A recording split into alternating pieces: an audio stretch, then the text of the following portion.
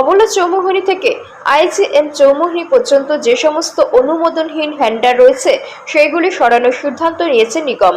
আগামী 7 দিনের মধ্যে ফুটপাত, সরকারি জায়গা, রাস্তা দখলমুক্ত করতে হবে। বৃহস্পতিবার উচ্ছেদ অভিযানে একথা বলেন আগরতলা পুর নিগমের মেয়র দীপক মজুমদার। বৃহস্পতিবার নিগম কমিশনার ও ট্রাফিক এসপিকে সাথে নিয়ে উচ্ছেদ অভিযানে নামলেন মেয়র। এই দিন তিনি বলেন, ক্রীড়া দপ্তরের কর্তৃক স্টলগুলি উমাকান্ত মিনি স্টেডিয়ামের গ্যালারির নিচে দেওয়া হয়েছে। সেগুলোতে দেখা যাচ্ছে স্টলের সঙ্গে যে ফুটপাত আছে এতেও পণ্য সামগ্রী সাজিয়ে রাখা হচ্ছে। এইসব ব্যাপারে পুর নিগমের কর্তৃপক্ষ উপযুক্ত পদক্ষেপ গ্রহণ করবে এবং ফুটপাতে বেদখল করা হবে।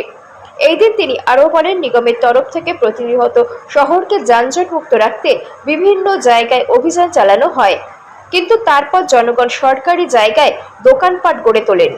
এমনিতে সবসময় আমাদের পণ্যের মধ্যে একটা ট্রাফিক দপ্তর থেকে আরেকটা থেকে উদ্যোগ থাকে শহরকে যানজটমুক্ত করা, সহজেতে মানুষজন স্বাচ্ছন্দ্যে চলাফেরা করতে পারে এবং যান চলাচল ক্ষেত্রেও যাতে স্বাচ্ছন্দ্যে সবাই করতে পারে। সেক্ষেত্রে আমাদের উদ্যোগ আমরা প্রতি সময় নেই। তারপর দেখা যায় উদ্যোগ নেওয়ার পরও যে জায়গাতে আমরা করতে করি আবার কিছুদিন পর তারা আবার সেই জায়গাতে আসার চেষ্টা করে। তো আজকে আমরা বিভিন্ন শহরের বিভিন্ন জায়গা নিয়ে আলোচনা করার পরে একটা জায়গা আমরা লক্ষ্য করছি যে বটতলা, জয়নগর, অবলা চৌমুহনী থেকে আইজিএম চৌমুহনী পর্যন্ত এদিকে স্টেডিয়ামের যে দোকানগুলি আছে তাদের যতটা জায়গা বরাদ্দ করা দেওয়া হয়েছিল তার বাইরে তারা আলাদাভাবে সেট করে আলাদা চালা করে মানুষের চলাচলে যে রাস্তাটা ফুটপাতটা দখল করে তারা ব্যবসা করে। সেক্ষেত্রে এখানে আইজিএম বিভিন্ন প্রান্তিক রুগীরা আছেন, সহযোগীরা আছেন, আত্মীয় পরিজনরা আছেন, আর্থিকভাবে এটা একটা বড় মেইন শহরে এখানে যান চলাচলে ঠিক সময় দুর্ঘটনা হয় এবং স্বাভাবিকভাবে রুগীদের নিয়ে আসা যে লোকগুলি বা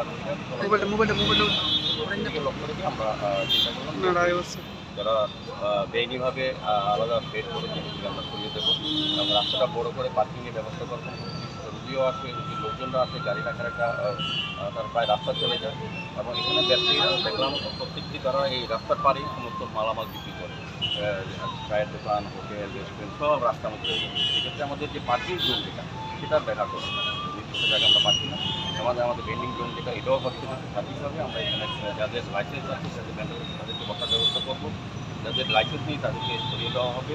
আমরা পার্কিং সমিতির চারটে থেকে এবং যারা অস্থায়ীভাবে এই ট্রেড করেছেন, চাল দিয়েছেন, যে ব্যবসা করছেন তাদেরকেও বলা হয়েছে রিকোয়েস্ট করা হচ্ছে আইনগত ব্যবস্থা।